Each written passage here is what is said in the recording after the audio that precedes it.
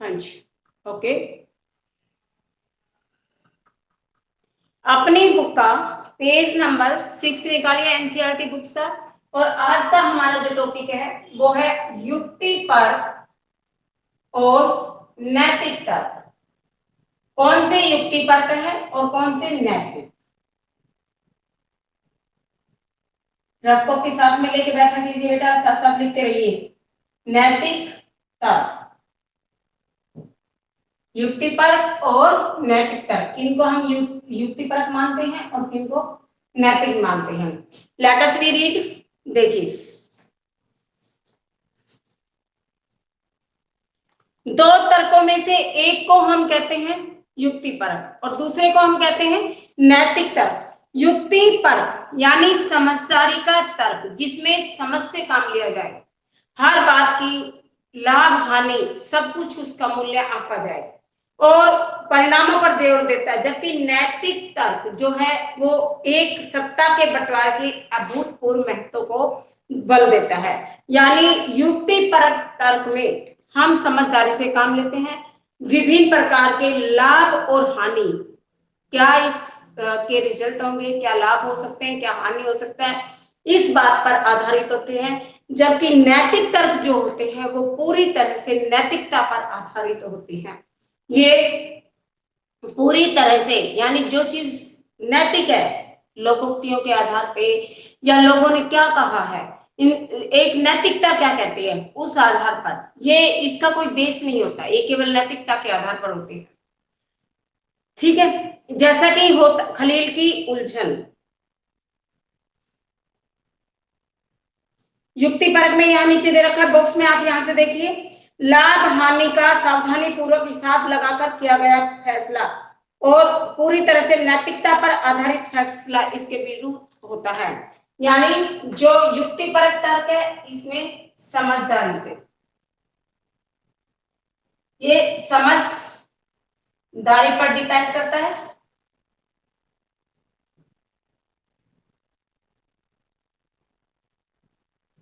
पूरी तरह से इसमें लाभ हानि की गणना की जाती है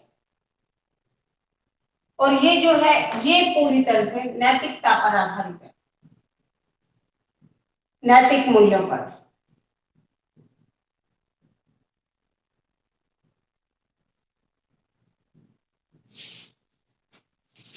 और भी इसके बहुत सारे रीजन निकल के आएंगे। जो युक्ति परक तर्क है, ये जो भी जितने भी एक समाज में, एक देश में टकराव की स्थिति पैदा करने वाले समूह होते हैं, उनके बीच एक संशय जो होता है, एक टकराव की स्थिति होती है, उसको खत्म कर देता है। क्यों? क्योंकि ये समझदारी से लिया गया फैसला होता है। इसमें युक्ति परक में हर चीज का मूल्य आंका जाता है कि इसके क्या रिजल्ट हो सकते हैं, आगे जाके ये कितना अच्छा होगा, कितना खतरनाक होगा। तो इस तरह से इसको पहले ही जब गणना कर ली जाती है, समझदारी से विचार विमर्श कर लिया जाता है, तो ये टकराव की स्थिति को खत्म करता है। इसके विपरीत जो नैतिक तर्क है वो लोकतंत्र की मूलभूत आत्मा समझी जाती है कि नैतिकता के आधार पर फैसला होना चाहिए, मूलभूत रूप से नैतिकता को आंका जाता है। दोनों में अंतर हो गया। तीसरा पॉइंट, भारत में अल्पसंख्यकों और महिलाओं के लिए निर्वाचन क्षेत्रों का जो आरक्षण करना है, मतलब महिलाओं के लिए आरक्षण क्षेत्र होने चाहिए, उनको राजनीति में स्थान दिया जाए।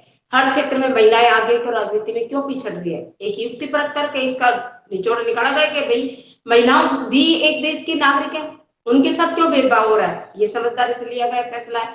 इसी तरह से जो दलित लोग हैं, कमजोर जाति के लोग हैं, उनको भी ऊपर उठाने की कोशिश की गई कि भाई एक पहलू को तो हम ऊपर उठाते हैं, जो उच्च जाति के लोग हैं उनको हम सम्मान देते हैं, रिस्पेक्ट देते हैं, उनकी मानते हैं, तो दूसरों को, जो निम्न जाति के लोग, उनको हम कम तर्क क्यों आंकते हैं?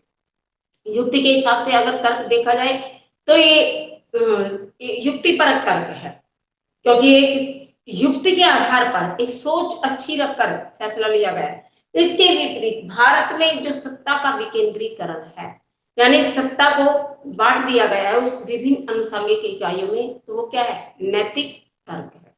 दोनों में अंतर है, काफी अंतर है दोनों में। युक्ति परक तर्क लाभ हानि पर भी आधारित होते हैं, समझदारी से लिए गए फैसले होते हैं और सामाजिक टकराव को कम करने वाले होते हैं, और हर चाहे समुदाय की इच्छा को वो आगे रखते हैं, हर एक को महत्व देते हैं, चाहे वो अल्पसंख्यक हो, चाहे वो दलित हो, चाहे वो किसी भी जाति से संबंधित हो, किसी भी धर्म को मानता हो। इसके विपरीत जो आपके ये नैतिक तर्क हैं, ये पूरी तरह से नैतिकता पर आधारित होते हैं। ये दोनों ही राजनीति के लिए जरूरी है। ऐसा नहीं कि आप युक्तिपरक तर्क के आधार पर ही राजनीति या किसी देश को चला लोगे, ऐसा नहीं होता। दोनों ही तर्क जरूरी है, बस है क्या, दोनों में अंतर क्या है, इस चीज को यहाँ पर हमें समझना है। नैतिक तर्क पूरी तरह से नैतिकता पर आधारित होते हैं। इसमें सत्ता का जो विकेंद्रीकरण होता है वो नैतिक आधार पर ही किया जाता है और लोकतंत्र की मूल आत्मा कही जाती है। क्लियर है आपको? हेलो, हाँ जी, आ गया समझ? हेलो, हाँ, ये क्वेश्चन मोस्ट इंपोर्टेंट क्वेश्चन है, टिक कर लेना, इसको याद कर लेना। 5th नंबर में भी आ सकता है और 3 मार्क्स के लिए भी ये इंपॉर्टेंट है। आप इसको टिक कर लो, इसको याद करना आज ही की डेट में। आगे हम पढ़ते हैं नेक्स्ट टॉपिक, खलील की उलझन। जैसा कि होता आया है, इस बार भी विक्रम रात की खामोशी में अपनी मोटरसाइकिल चलाए जा रहा था और बेताल उसकी पीठ पर बैठा था। पहले होती थी ना, आपने कभी दूरदर्शन पे देखा, विक्रम बेताल की कहानी आती थी। एक वो क्वेश्चन पूछता था और अगर सही उत्तर दे दिया जाता था विक्रम की तरफ से तो बेताल उसके कंधे से नीचे उतर जाता था। बहुत पहले हमने देखे थे ये सीरियल, आपने भी देखे होंगे, बहुत पहले आते थे। किसी मतलब एक जंगल में से विक्रम जाता है और बेताल एक राक्षस जैसा विशाल का जो राक्षस होता है उसकी पीठ पर लग जाता है और पूरे जंगल में वो उसे क्वेश्चन पूछता हुआ चलता है, एक कहानी बताकर, और फिर उससे क्वेश्चन पूछता है। अगर विक्रम उस क्वेश्चन का सही जवाब दे देता है तो बेताल वहीं रास्ते में उसको छोड़ देता था, नहीं तो वो उसको परेशान करता था। तो इस तरह से यहाँ पर विक्रम बेताल की कहानी के थ्रू राइटर क्या कहना चाहता है, देखिए। बेताल उसकी पीठ पर बैठा था, हमेशा की तरह इस बार भी ये सोचकर कि कहीं विक्रम को नींद ना आ जाए। बेताल ने कहानी सुनाना शुरू किया। कहानी कुछ इस प्रकार थी, ध्यान से सुनिए विद इंटरेस्ट, क्योंकि इस कहानी का कुछ तो निचोड़ होगा ना, कुछ तो पूछना चाहता है राइटर। बेरूत शहर में खलील नाम का एक आदमी रहता था। कौन से शहर में? बेरूत में। कौन? खलील। उसके माँ बाप अलग अलग समुदाय के थे, यानी माँ किसी और दूसरे धर्म को मानने वाली और पिता किसी दूसरे समुदाय के।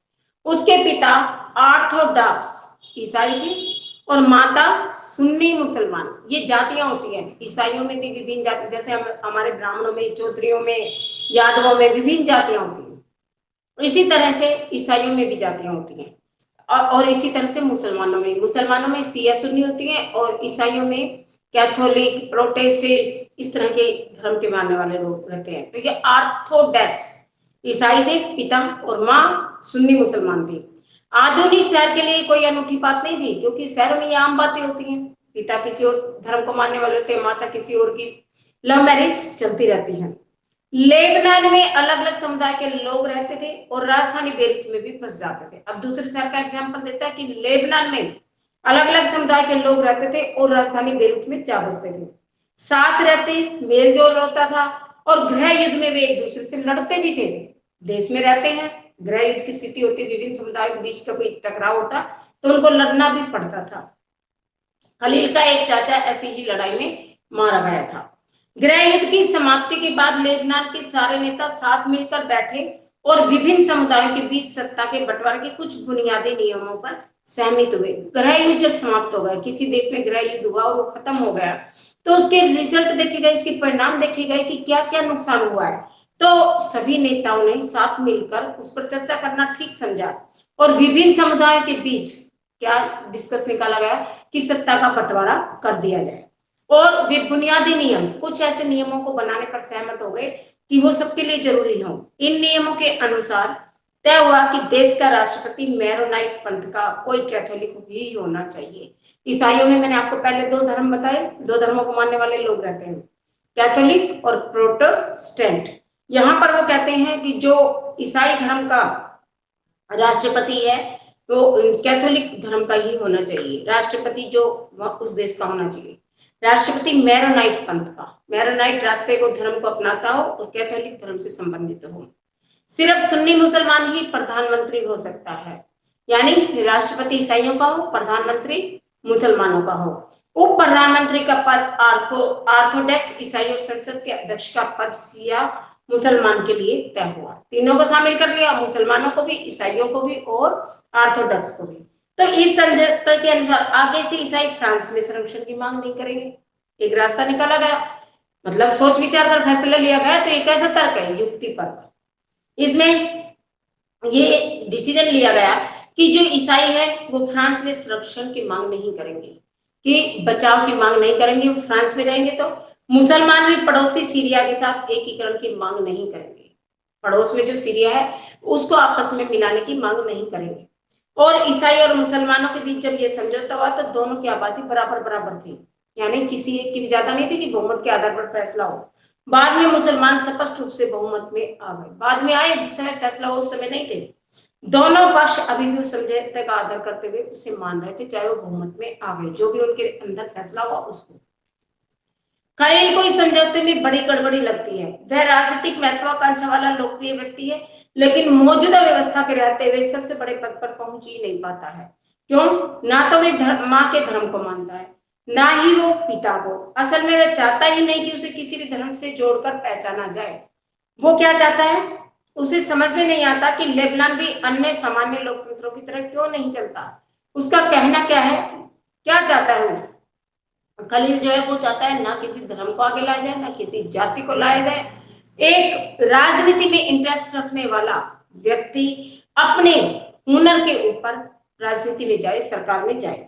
उसका कहना है सिर्फ चुनाव कराइए, हर किसी को चुनाव लड़ने की आजादी दीजिए, और जिसे सबसे ज्यादा वोट मिले वह राष्ट्रपति बन जाए। मैंने बताया ना आपको कि वो चाहता है राजनीति में वही व्यक्ति जाए जिसको राजनीति में इंटरेस्ट है, जिसको रुझान है, जो जानता है उसके हथकंडों को और देश, वो इंटरेस्ट लेता है। एंड इंटरेस्ट लेगा तभी तो वो अच्छे ढंग से कार्य कर पाएगा।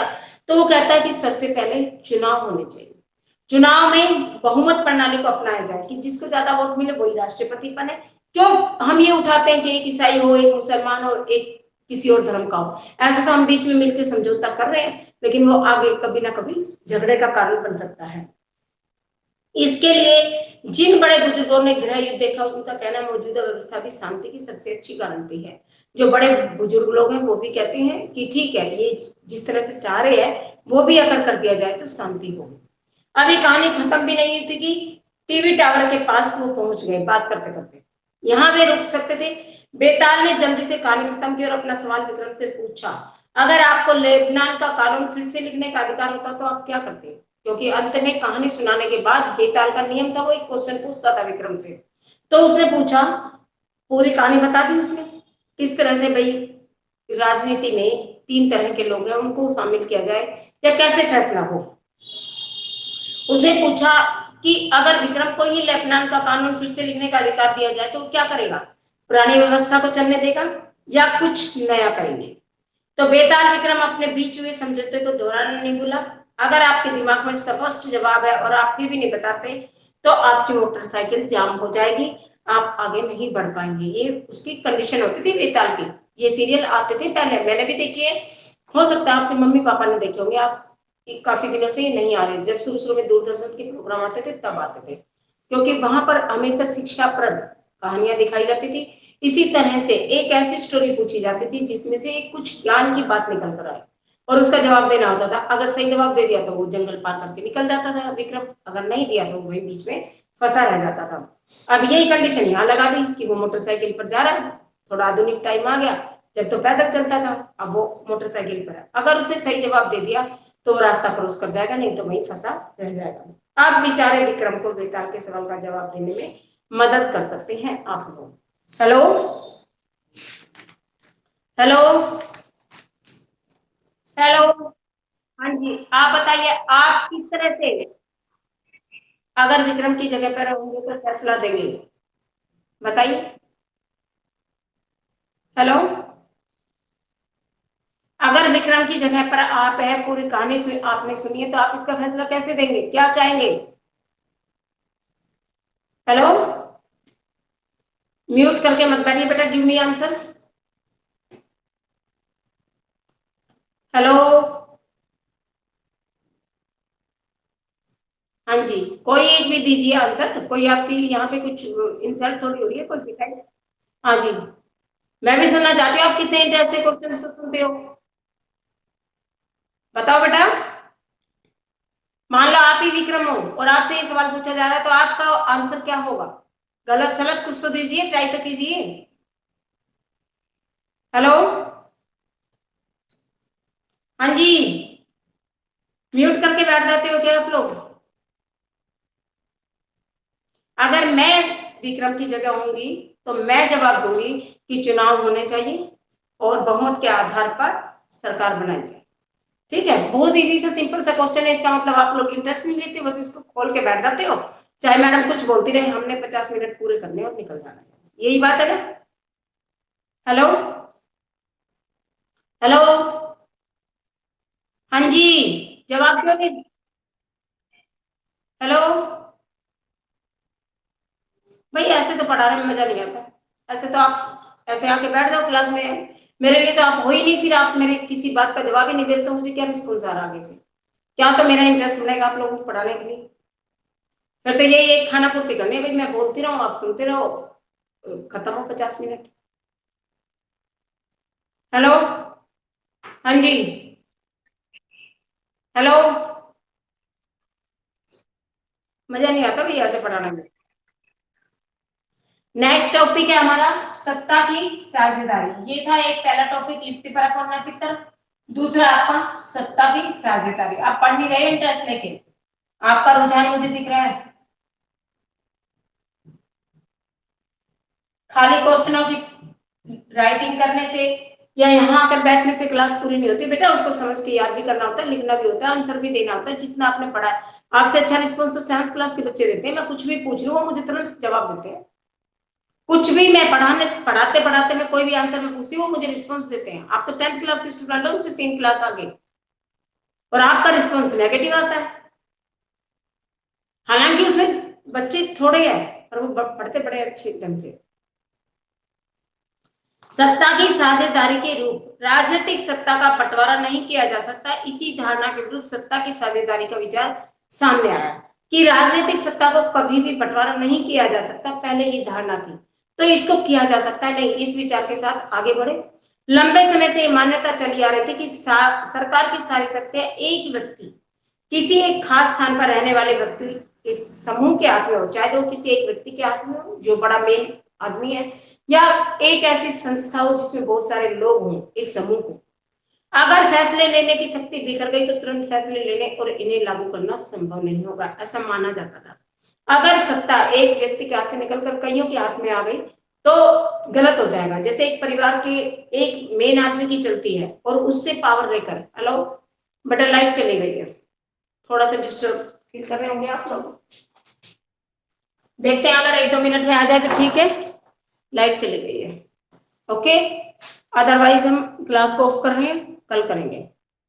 आप क्लास में रहिए, मैं रिकॉर्डिंग को ऑफ कर